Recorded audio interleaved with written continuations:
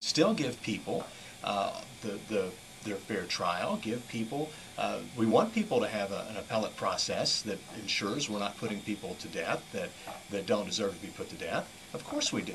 But let's just be reasonable about it and come to a consensus and understand that, at some point you just got to quit throwing money at it. Well, I think the majority of these appeals are handled by public defenders, and I think most of that is ideology driven. Yeah, and as a result, I think they just do anything they can to keep somebody from being executed.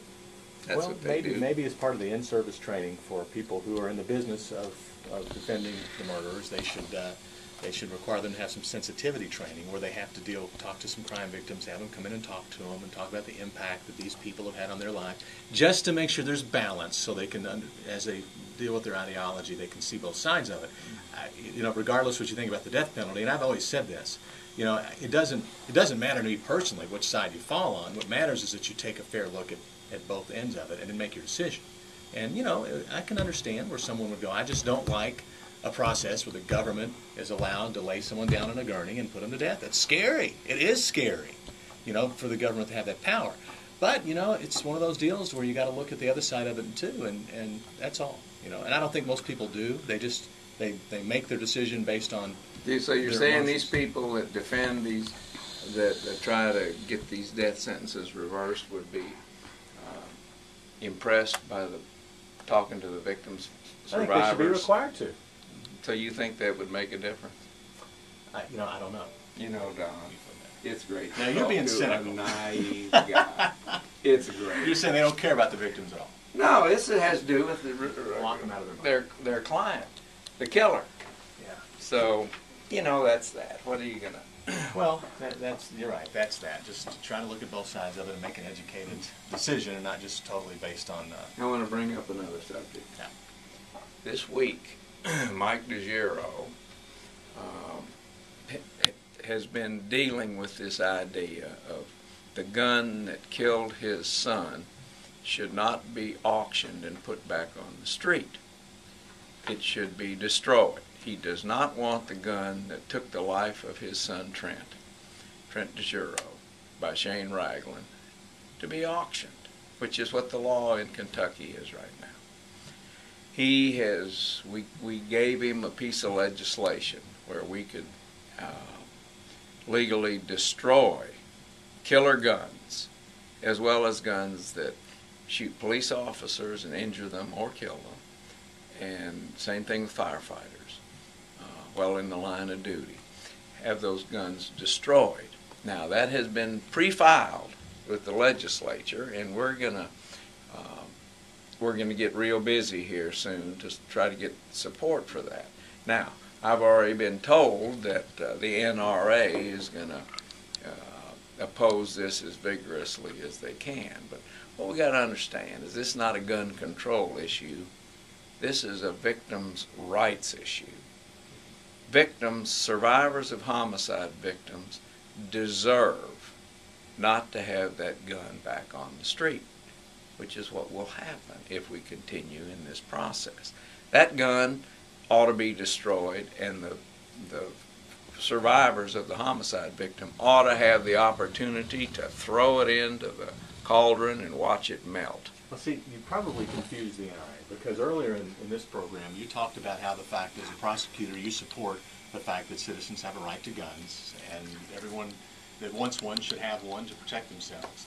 But now you're saying that you want to have control over the guns and destroy guns. How does the NRA address that? Do they go with the whole slippery slope theory, or where does the common sense fall in line? Are you confused?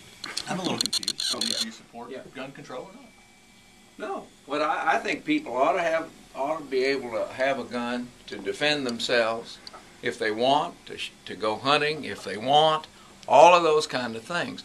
But a gun that is used to kill someone, to murder someone, has no business being back on the street.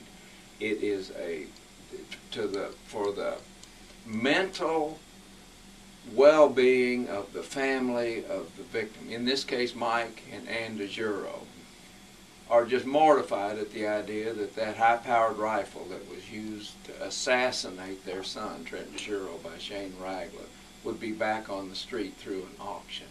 That's what I think. This has to do with killer guns and guns that are used to shoot and injure police officers in the line of duty or firefighters in the line of duty. They ought to be destroyed. And it's for the benefit, for the mental benefit of the victims of these crimes. Well, that sounds perfectly clear to me, and it's a common sense approach to it.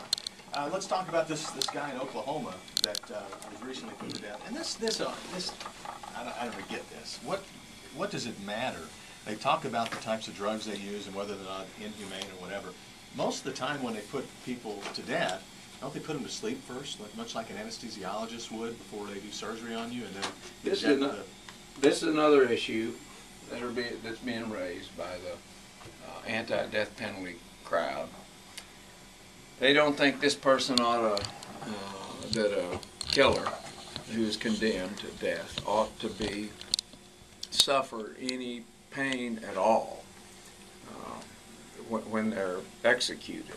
And now the big issue has to do with these protocols for using these drugs that are used to inject these people to execute them. Oklahoma came up with a drug combination that includes a sedative commonly used to euthanize animals because there's a nationwide shortage of a key ingredient that forced states around the country to kind of tinker with the formula. So they're using this drug that is used to euthanize animals now, and they did it with this character in Oklahoma. So, you know, what are you going to say? But the bottom line is, the procedure is that they put the criminal to sleep first, right, like an anesthesiologist would do before you have surgery, and then while this person is asleep and don't feel anything, what's it matter what they use to do the deed? I mean, that's what I'm trying to understand here. Are they saying that this person's going to know? I mean, what's it matter? Well, if you ask the survivors of these homicide victims whose killer has been sentenced to death, they want that person executed the same way that their loved one was executed by these killers. Well, that's not going to work. Well, no, you're right. That's not. That's exactly. Let's just do what needs to be done, and I mean, it just boils down back to common sense and reasonableness for things. And that's well, what but seems you to be understand. lacking. Remember what I was telling you about yet another appeal? Mm-hmm. We're appealing this for four. T.C. Bowling in 2001 was sentenced to death in Fayette County.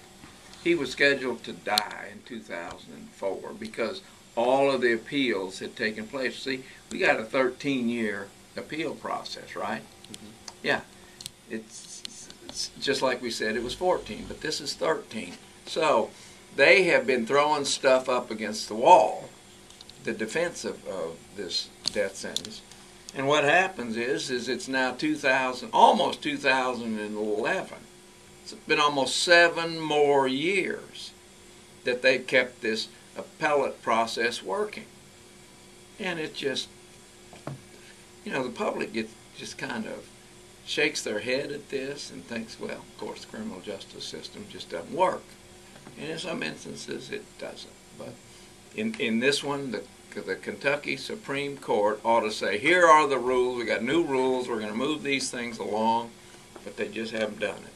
Now, as it relates to the guy in Oklahoma, some of the, if you read these stories and you look at some of the comments that the readers do, here's one guy says, seems fitting that drugs used to kill animals are now being used to kill animals. Maybe common sense is making a comeback. So what do you think?